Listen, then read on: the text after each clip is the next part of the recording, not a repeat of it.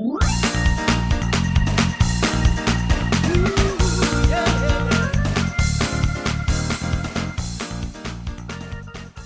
children of God. This is Pastor Paul Steinberg in the Christ for Disciplers podcast.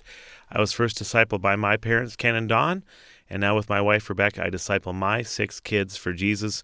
And every weekday, Monday, Tuesday, Wednesday, Thursday, Friday, I take 10 minutes to share a little message based upon God's Word, one story each week that sets us up and trains us a little bit more so we can share Christ with our kids and disciple them for now and for eternity.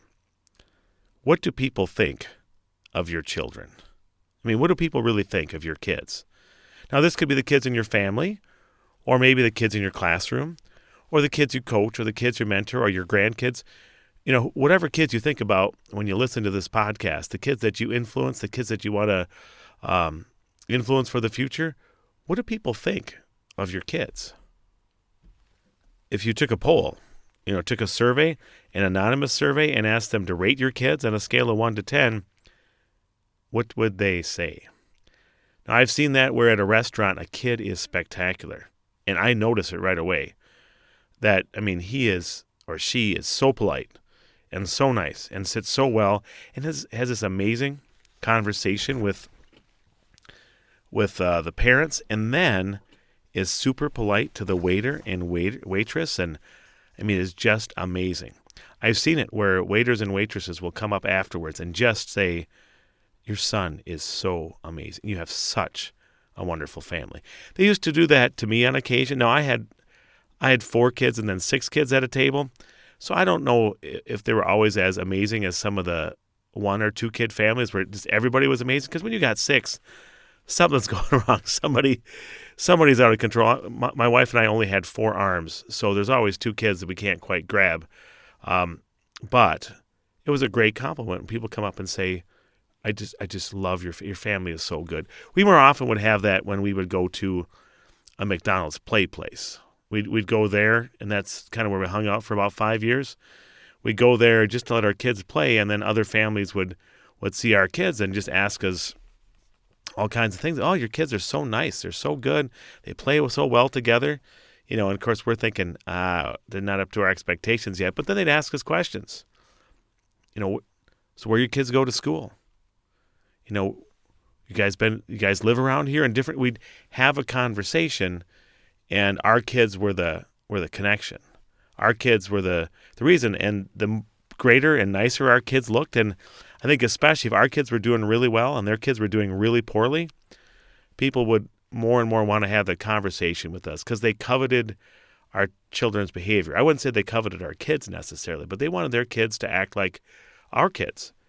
And that would be a conversation where we could share what was most important to our life and the most important thing we do for our kids when we disciple them, and that was Jesus. It led to a lot of good conversations. In Acts chapter 2, when we hear about this early church and they were just doing really wonderfully before the persecution hit, the trouble on the outside and also some inward fracturing, the troubles on the inside show up later in Acts. They were doing really well, and they, by their actions and the way they loved one another and the way they loved the people outside of them and the way they acted, had an effect on the people, and that gave them a chance to share Jesus. Listen to verse 47 of Acts chapter 2. The people were praising God and enjoying the favor of all the people, and the Lord added to their number daily those who were being saved. Wow, that sounds like the ideal sort of church setting, doesn't it? Don't you want I suppose every group wants this, but certainly every church would love to hear, we're busy praising God, and guess what? All the people think we're awesome. Even if they're not part of our church or understand us or they really think we're a positive force. We do nice things for the community. We help the orphans. We help the hungry. We're always being kind. We're great citizens. We're respectful. We obey the law. To have that reputation, that's amazing. And then the end result is that they were growing. That the numbers, not that you can always look at numbers for proof that you're doing something right, but people were checking it out. They were curious. And then they would get to hear the gospel message, and they'd join the crew and do all these crazy things for Jesus.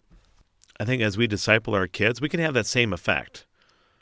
And again, different kids have different temperaments and different times, but when people see us interact with our kids and they see the way we do it and they see the way that our kids respond to us, that can be an attraction that is just so powerful. They just got to know more. A great functioning family is just so attractive, and the more and more they get rare. And I believe in my circumstance, in my country, in my community, good high functioning families are more and more rare. People just, they want to look. They want to see. When I had my kids, they were young in grade school, and so my wife was a teacher at the grade school. I was a pastor at the grade school. My kids were in the grade school, and everybody saw us together, and they saw how my wife and I interacted and how my kids and my wife and I interacted. It seemed like a lot of people wanted to know what the secret sauce was. A lot of people were very interested. They wanted to have a family that looked and acted like mine. They didn't know really why, and that gave a powerful sway to when I would talk to them and invite them to Bible study, to come together and study the Bible together, because they thought I had something. They didn't know what I had. They didn't understand exactly the gospel of Jesus often, but it was a powerful tool, and through that, many people came. And now I'm a little older, and my kids are in high school and older, and where I try to do outreach, my kids don't go to school there anymore. They're too old, and my wife doesn't work there, and so they just see me, and I think I miss a big witness. So I try to put up pictures of my family and tell the stories of my family, but it's not the same as people seeing it. So don't fail to think of just having your family around and being visible and interacting with people isn't something that may draw attraction and give you a chance to share the reason and the core of what you believe and how you raise your family. The Mormon Church, they know that a good-looking, high-functioning family is a big draw. They highlight it. That's how they advertise it. You want to have a family like this? Well, we can help you. Now, they just only have laws and rules and working harder at it. But we have the real cure because we know the true family, the ultimate family, God the Father, our brother Jesus. And we are God's children because of what Jesus Christ did on the cross and through his resurrection. We have that ultimate family that then helps us reflect that family in our family.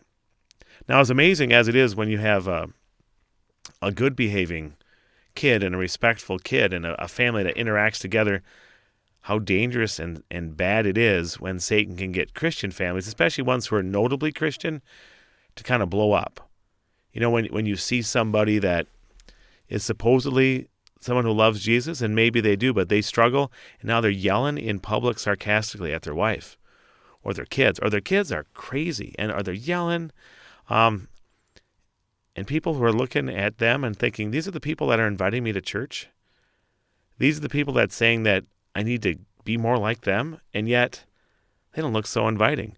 I think you can show them a great, amazing family 95% of the time, but you just have one of those 20 interactions with that family, and you say something rude about your spouse or your kid is just awful, it's all done. And like, oh yeah, see? Yeah.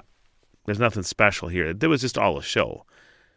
Now you don't put out your family and make it just kind of like a trap, and don't put your pressure on your family to look super perfect.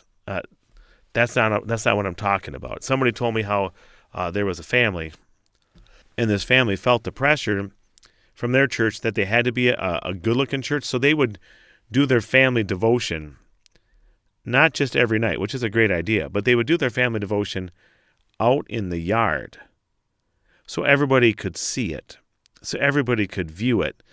And I'm sure people got the idea. This is a bunch of hypocrites that are doing it for the show. If you're doing it for the show, that's not going to impress anybody either. And it puts a lot of stress on you and your kids. It just isn't fair to put that pressure on your spouse that you have to be perfect all the time, or that you need to be somehow sickeningly sweet and super perfect. And that's just going to drive people away Anyway, we just want to rejoice that Jesus was the perfect child growing up. And I bet you that kind of grew lots of attention. In fact, the Bible tells us that as Jesus grew, he grew in favor of God and the people. From age 20 to age 12 to 30, we hear that. And then as an adult, he was perfect. And that garnered attention. But he still got rejected. We can have that family and reach out, and some people will still reject us. But love your family, and let that be a witness that draws people to the gospel. Thanks for taking 600 seconds so Christ doesn't take second in your life. The Lord bless you and keep you. The Lord make his face shine on you and be gracious to you. The Lord look on you with favor and give you peace. Amen.